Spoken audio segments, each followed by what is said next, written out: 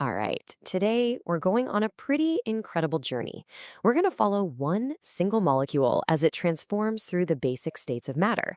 It's a story all about energy, freedom, and, the very stuff that makes up our universe.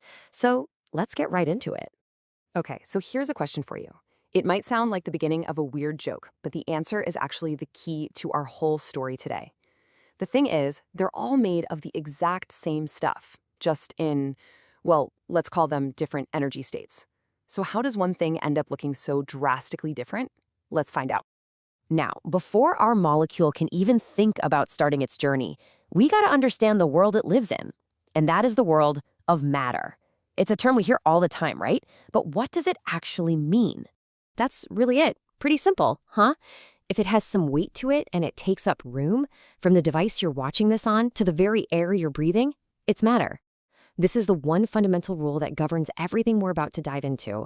So our molecule begins its life right here in the solid state. This is the most structured, the most orderly phase of its entire existence. You can almost think of it like a perfectly disciplined army where every single particle knows its exact place and doesn't move. So here's the deal with solids. All the particles are locked super tightly together. These powerful attractions are called intermolecular forces. And because of them, the particles can't just wander off. The only thing they can really do is just vibrate in their fixed positions. This is exactly why you can't just walk through a solid wall. The particles are packed so tightly, they just refuse to get out of your way. This really just captures it perfectly. It's not that the particles are totally still. No, they're constantly buzzing with energy. But that energy just isn't quite enough to break the powerful bonds holding them in that perfect, rigid structure. For now, it's all about order and stability. But what happens when we introduce a new character into our story? Well, that character is energy. Usually we're talking about heat. And when we add it to the mix, our disciplined little army of molecules starts to get restless. So when you add heat, you're basically just pumping those vibrating particles with more and more energy. They start to shake more and more violently until, bam! The forces holding them in that perfect structure just can't take it anymore. They weaken, and the whole rigid formation just collapses. Our molecule is finally on the move. And now our molecule has some freedom. It can actually slide past its neighbors. This is why a liquid flows and takes the shape of whatever container you pour it into. It's also why you can swim through water. The particles are still close, for sure, but they can easily move aside to let you pass. This is such a great way to picture it. Think about it. The party is crowded, so all the molecules are still basically touching, but they're not stuck in assigned seats anymore.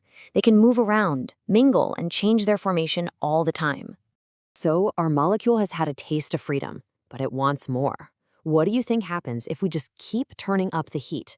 What happens when we give that mingling party crowd a massive jolt of energy?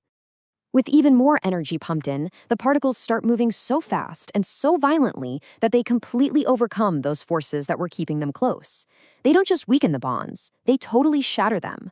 Each molecule breaks free and just escapes, flying off on its own adventure. And this is just total beautiful anarchy. In the gas phase, our molecule is truly free. The particles are super far apart and they're flying around at incredible speeds.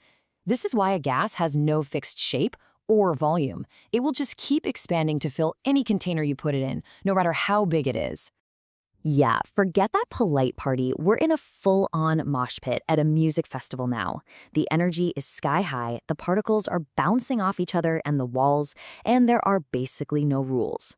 This is the gas state. It's chaotic, energetic, and completely unrestrained. This slide just lays it out so clearly. You can see the two ends of our molecule's journey so far. You go from the complete order and structure of a solid to the total chaos and freedom of a gas. And it all just boils down to one simple thing: how much energy those little particles have. But hold on a second, the journey isn't over yet. There's actually one more level to unlock. I mean, the three states of matter are what we see and experience every single day. But what happens when you push things to the absolute extreme?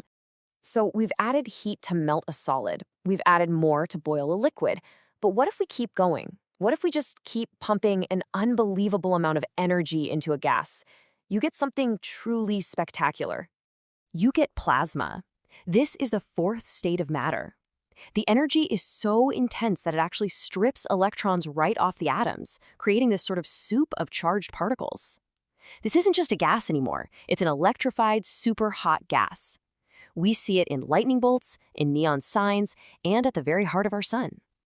Okay, our molecule has been through quite a transformation, hasn't it? From a rigid solid to a flowing liquid, a free-flying gas, and then even into a supercharged plasma.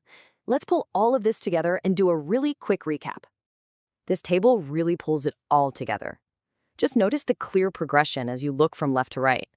With each step you take, from solid to liquid to gas, the shape becomes less fixed. The particle movement goes from a simple little vibration to total freedom, and how much you can compress it increases dramatically. It really all comes down to that balance between energy and the forces holding these particles together. So, let's end with this one last thought. We think of solids, liquids, and gases as, normal, but they're not. Believe it or not, over 99% of the visible matter in the entire universe isn't a solid, a liquid, or a gas. It's plasma.